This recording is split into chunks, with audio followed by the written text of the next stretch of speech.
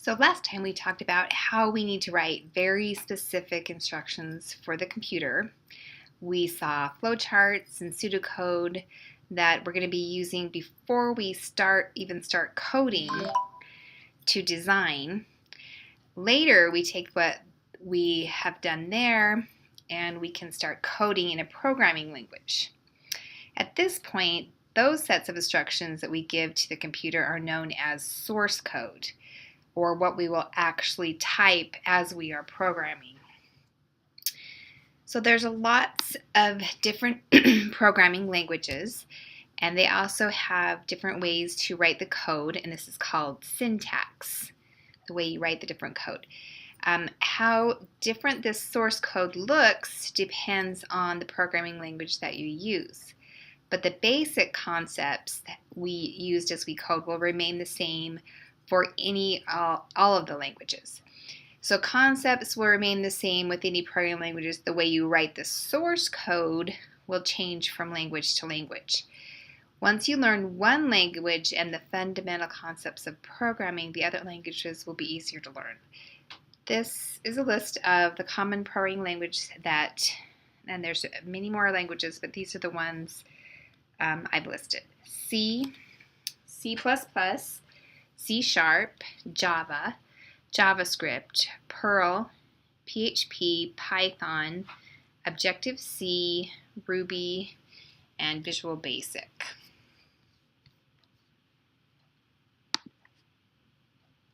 But even with all these different languages, really the computer only understands one language, and that is called machine language or machine code.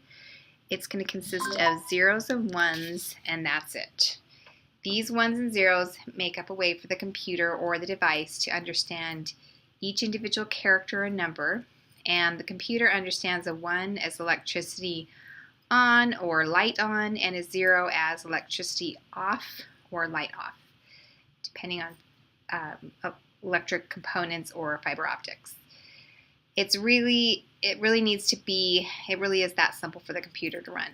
All the program languages that we talk about have source code that will eventually be converted into these ones and zeros that the computer can process in the CPU or central processing unit or the brain of your computer. This is where the directions are given to the computer. If the language is close to the ones and zeros, it's called a low-level language. Assembly language is considered a low-level language. It uses short commands like MOV and ADD. Here's some code in assembly language. This code will write a short message on the screen, and it reads as follows. Title, Hello World, semicolon. This program displays Hello World on the screen.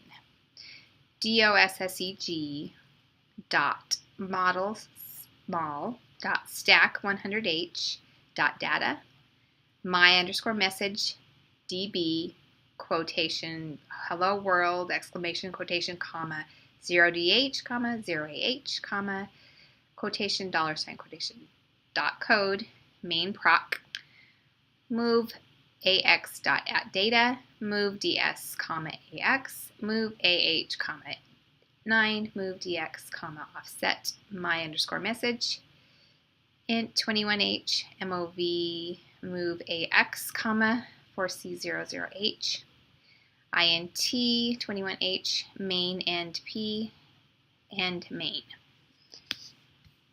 Okay, so I read through that for just so those that can't see the screen can get that. Basically, it's quite long. And I really don't know everything about assembly language, but I'm assuming the second line there that begins with the exclamation mark is a comment that's ignored by the computer. We'll learn about comments later. And the my underscore message is a variable that holds the hello world text. And the code between main and end main takes the my message content and displays it on the screen. Assembly languages are easier for the machine languages of ones and zeros to convert them to the ones and zeros. So it's easier to convert an assembly language to the ones and zeros that the computer will understand The source code will still have to go through an assembler, which is a special program that will take the assembly language that's typed there and convert it to the ones and zeros. Then the CPU can process it and run the program. Let's look now. We can see the C language here that also outputs a message to the screen. And it reads as follows: main, and then parens, curly brace, opening curly brace, print F, hello world, new line, or /n for new line, semicolon, ending curly brace. Okay, so this one is much shorter. It's easier to understand. And what's cool about the C language is that it can easily be used on different types of computers, whereas machine language and assembly languages would have to be written for a certain type of computer and then rewritten for another type of computer. So they're machine specific. With the C language, you don't have to worry as much about the hardware it will run on.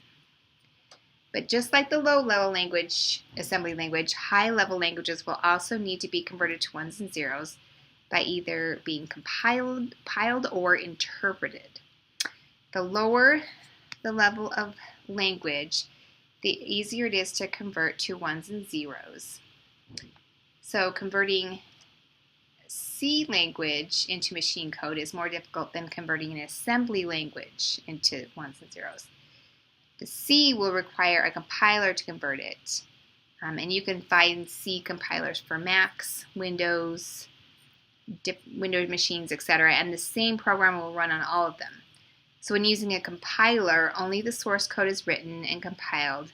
And you would have an executable or exe file that stands alone and can be given to the user as a file that would run on their computer. While we're talking about C languages, there are derivatives of C like C++ or C# or Objective-C that we'll talk about. All right. Okay, as the languages move up the scale from low level to high level, they become even easier to write and understand and to troubleshoot. At the lower end of the scale, just above machine language, we have assembly language. Then we have C, and then C++, and Objective-C. Then as we keep going up even higher, we have Java, C#, VB.NET, and higher level languages like Ruby, Python, PHP, and JavaScript. Just a quick rundown on the differences of these languages listed here. As I describe these different languages, these won't be on the quiz, but this is just for your information. C is used for computer standalone programs like writing operating systems or programs that will permanently be in your computer's memory. C++ is good for large performance-sensitive projects that need object-oriented design like high-end video games or graphics programs. C# is used with the .NET framework backend for Microsoft web development and for Windows software development, and they can be used for database-heavy applications. Objective-C was Apple's native mobile development language, but now that is changing to Swift. Java is also very popular. It is a general-purpose standalone programming language like C, but it can be used for server-side languages for web. It is the native programming language for mobile development for Android devices as well. PHP is used on the vast majority of websites. It was created for the web versus languages that were just adapted for the web like Ruby or Python. PHP programmers are still in high demand thanks to CMSs like WordPress. JavaScript is not a standalone language. It uses web browsers to interpret the scripting language along with the markup language to display front-end development and provide interactivity for web users. So what you do need to understand, now we're done with the not on the quiz part, what you do need to understand is that for the quiz is that the lower the level, the harder it is to code, and the more you have to know about the actual hardware it's going to run on. The higher the level, the easier it is to code, and you don't have to worry as much about the hardware. But all the languages are pretty much just invented languages that help us bridge the gap between what we as humans understand and the ones and zeros that the CPU in the computer or device will understand.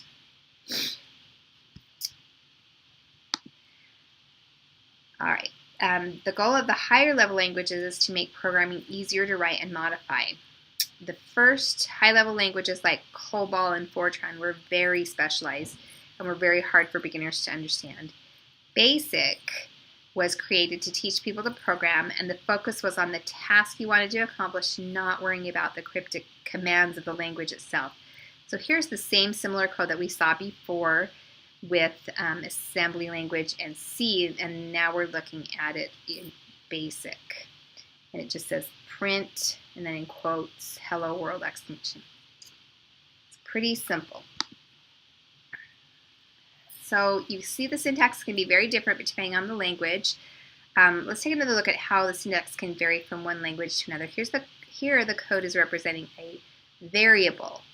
And we'll talk later about what variables are. But the variable is called total in this case, and it has a value of 200 being assigned to it. In 4 different languages. We have BASIC that reads let total equal 200. AppleScript reads set total to 200. Java reads total equals 200, semicolon. COBOL reads move 200 to total. Okay, so we talked about the assembly language. That's a low level that needs an assembler to convert it to the ones and zeros for the CPU. We talked about languages like C, where you will compile the languages into ones and zeros for the CPU to understand. Now there's another category, and that is the interpreted languages. JavaScript is an example of an interpreted language. This means that once the source code is written, it's given to the user, and they use their computer or device to interpret that code as they receive it. For example, when you call up a web page that uses JavaScript, the code written will be interpreted as it is loaded on the user's web browser. This happens without the user being aware of it. So the source code goes straight to the computer's or the user's computer and is interpreted there on the fly. And that's how interpreted languages will work. Now, to write any of the source code that we've talked about, all you need is a simple, plain text editor. Don't use Word or any more advanced word processor to code in. But you can use programmer text editors that might have different color coding or syntax checking as helps while you're writing your source code. Some examples are Notepad++ and Sublime, and they're free to download and use. So, what is the best programming language to learn? The answer is the one that enables you to accomplish a task as quickly and as easily as possible. If you ask 10 different programmers what the best language is, you're likely to get 10 different answers. No single language is best for all tasks. But remember, the quality of a program is related to the quality of the programmer. The language will always be secondary to the skill that the programmer has in coding. So as long as you're a skilled coder or programmer, then any programming language will work for you. Just find the one that helps you accomplish the task that you need to solve. Okay, so that was a lot of information. So just a quick review of what I want you to remember. Low-level languages like assembly languages are harder to write compared to high-level languages, but the low levels are closer to the ones and zeros of machine code. High-level languages are easy to learn, but they're further away from the ones and zeros of machine code, so they will need a compiler or an interpreter to convert them to the machine code. So the way to type out code for each language, or the syntax of each language, is going to be different for every program. But the basic concepts will remain the same for all the languages. So once you know the concepts and learn one language, then all the others are going to come much easier.